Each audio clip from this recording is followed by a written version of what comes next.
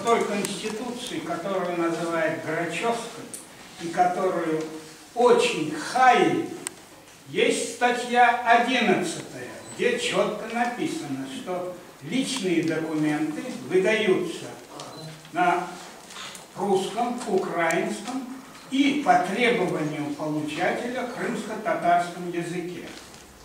Напомню, с Динарой Мамбетовой мы были у Грача и подняли этот вопрос. Мамбетова получала, легендарная женщина из нашего движения, она получала паспорт. Грач говорит: ребята, а ведь вы-то, это не моя епархия, народ не требует.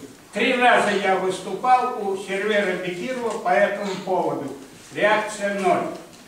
Теперь вернемся к сегодняшнему дню. Я считаю, что подготовка, вопрос о терминах не должен стоять здесь, потому что закон Российской Федерации прошел юридическую экспертизу на достаточно высоком уровне. Второе. Мы должны сосредоточиться на вопросе, как народ собрать, как, чтобы было больше людей.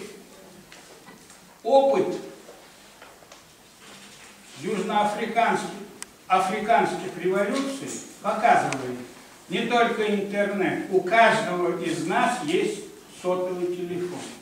Если каждый в течение вот этих 1,5 месяца позвонит мне по несколько раз 5 и скажет: ребята, вы тоже обзвоните, и объяснит, в чем дело, то это будет реализация великого принципа нашего движения от человека к человеку, который реализовывается современными методами.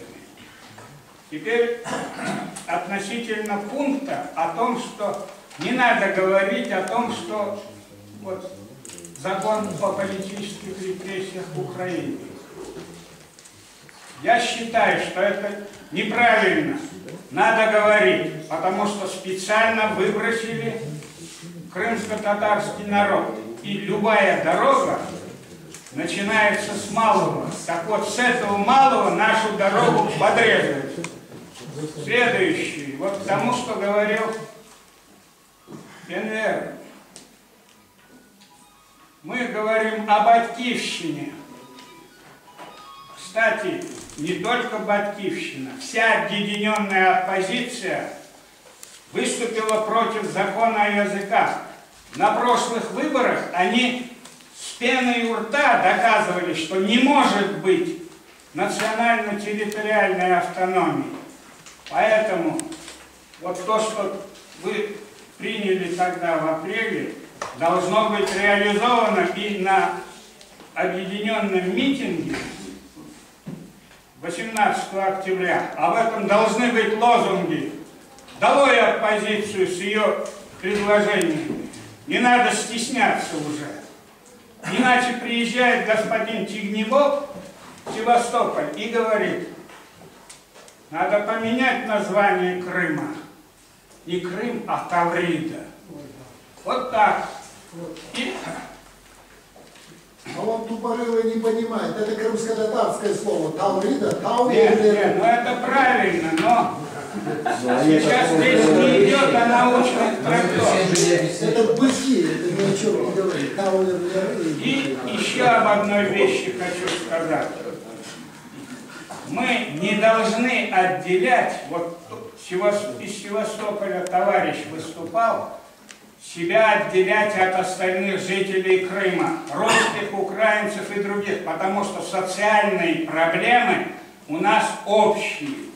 И в завершение хочу один факт сказать по поводу закона о реабилитации. Сейчас муссируется, что только получить льготы хотят, мол, на халяву проехаться. Ведь этот закон нужен тем, кто умер, тем, кто не вернулся, потому что этот закон реабилитирует их. А сегодня господин Спивак подает заявление о том, что крымские татары жгли, уничтожали и прочее. То, что опроверг 30 лет назад Рефик Музафаров. Батальоны 152-й, 147-й батальоны не были крымско-татарскими, но Хаишлар ведут активную пропаганду против нас. И когда последний ветеран партизанского движения умер, появилась книга Полякова, первое издание, 4000 экземпляров, хотел получить. Позвонил ему домой, его жена говорит, тираж ушел, говорит, в Германию и в Израиль. И в нашем уважаемом КИПу, не посмотрев ничего, не обсудив эту книгу, первый экземпляр, на ура-ура сказали, вперед. И поэтому нам надо спуститься на землю. Конечно, надо молодежь воспитывать. Но вот кто из вас здесь сидящих скажет, за 1,5 месяца можно перевоспитать? Реалистами надо быть. И говорить о том, что 30%, 40% в Верховной Раде. Я убежден, если бы в Верховной Раде был один человек, типа Ленары Мамбетовой, которую мы в свое время выдвигали,